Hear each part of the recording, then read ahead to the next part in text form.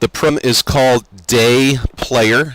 I'll right-click it and open it up in Notepad so you can see some of the code. When I package this as an executable, obviously you won't be able to see any of the code, but there's the code. Close that up. I will actually run the program. We call it Day Player for now. Click on it. And a message. Click button below and choose date of schedule you wish to load. Wait about 1 minute for done message to appear. A vlc.xpf playlist will appear on the desktop, which can be double-clicked to open. It'll all make sense shortly. I hit OK. I will choose today's date. I want to load today's traffic schedule, today's .scd. Click on the 26th.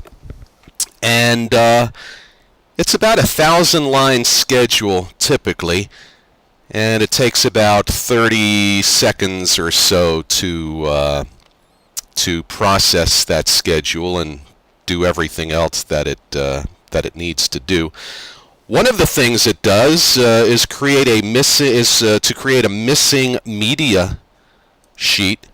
So here's all the missing media stuff that's called for on the .scd, but does not show up, is not present on the Isilon at the moment. Okay, we're done. We're done, and what was created, what the program does, is create an XSPF file for it's a file format. I think the SPF stands for Shareable Player Format. I can also right-click on this and open that up, and what the program did was create a playlist of several thousand lines here, each line referring to the scheduled event, and includes the start time, the run time, the location on the Isilon as to where that file can be found, the house number, and so on and so forth. So one would not normally open it up that way, but one would simply double-click on this, and that will open up VLC.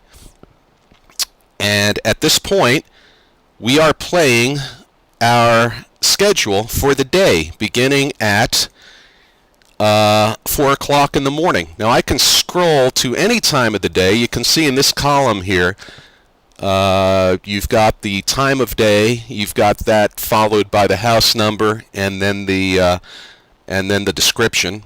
So I can click on this thing immediately prior to 4 o'clock, right before Judge Judy, and it's a commercial. It may be stuttering because we're doing a screen capture, but as soon as the commercial's over, the next item in the playlist is a segment of Judge Judy. And we'll just wait for that. And let's see. Just have a couple seconds left, and there's Judge Judy beginning exactly when it should, per the segmentation information. Judge Judy next. Okay, it was actually a promo. And here she is. So there you have it. Any questions? Please let me know.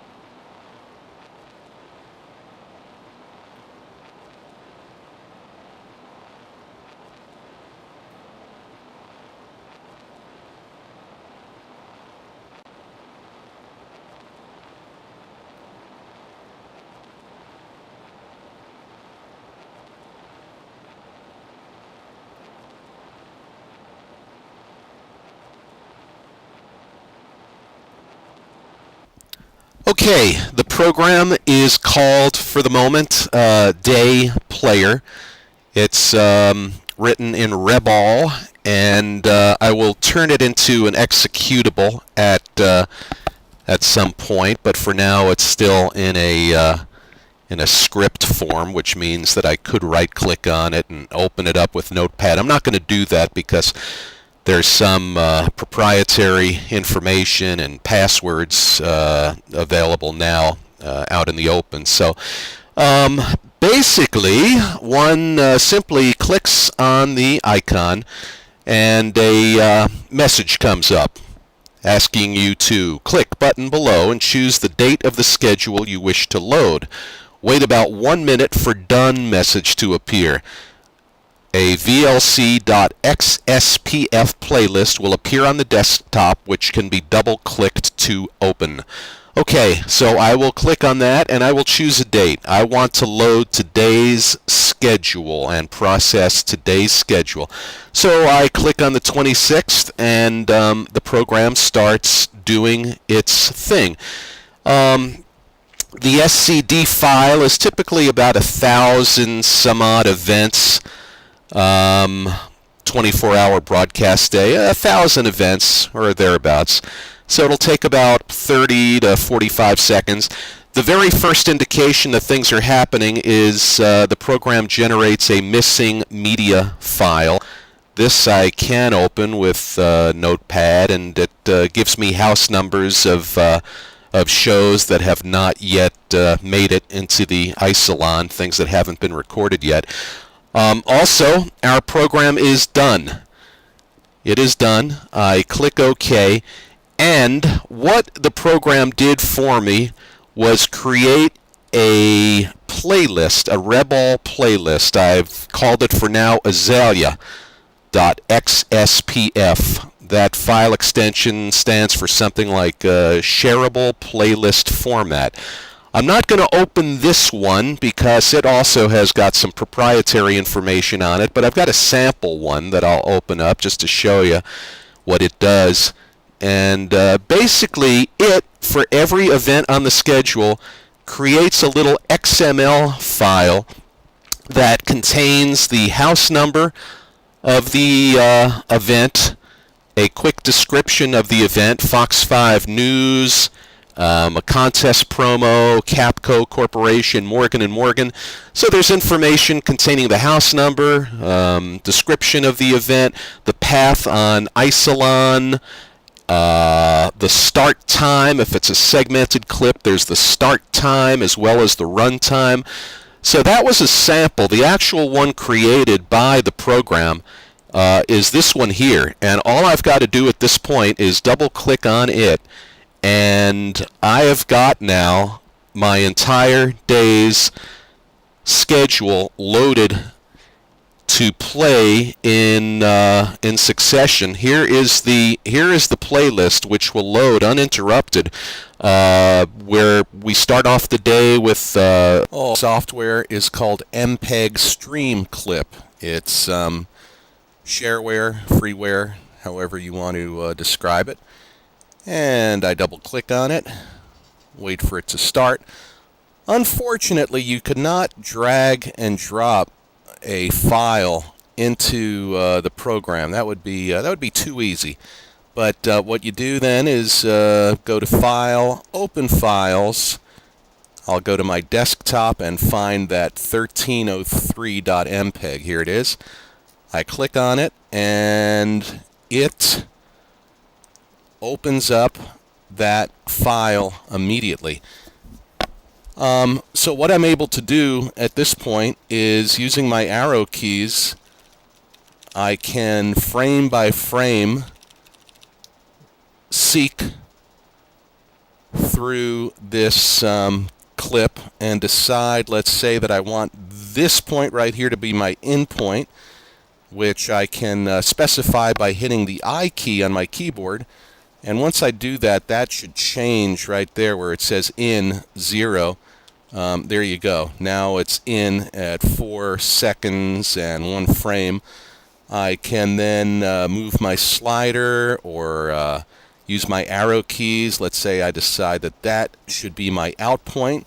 I hit O for out point, and I want to see that change, and indeed it does. So my in point is 4 seconds and a frame. My out point is 17 seconds and 28 frames. I go up to File. I go to export to MPEG-4. And this is in a format that is exactly what the Fox Sports Go people are looking at. H.264 compression, MPEG-4 AAC, 1280 by 720. I click on Make MP4, and it's very fast. We'll call the final result 1303.mp4, and it'll end up on my desktop once it's finished. I hit Save. And you can see here 5%, 6%, 7%, 8%. Now it's going even more quickly. So we'll wait till that's finished, which will take just a couple more seconds. We will let it do its thing. 38, 42, 43, 45, 50, 52, 56, 57, 58. Obviously, if you've got a faster computer, this process will go more quickly. 68, 72, 73, 74. And we're at 82, 83, 86, 88. 90, 95, 96, 97, 98, 100% complete. Okay. So, somewhere on my desktop, in fact, I just saw it pop up over here. There it is. There is my trimmed version of this. This was the starting file, an untrimmed 1303.mpg, a 30-second spot, 120 megabytes. I trimmed it. It's now an MP4 and only 10.8 megabytes. And if I open it up, my experience has been that the trim is pretty close to perfect. The in points and out points take very accurately. Of course, you can't really edit MPEG frame accurately because of the way MPEG is structured, but it's as close to being frame accurate as you're going to need. So that is MPEG Stream Clip.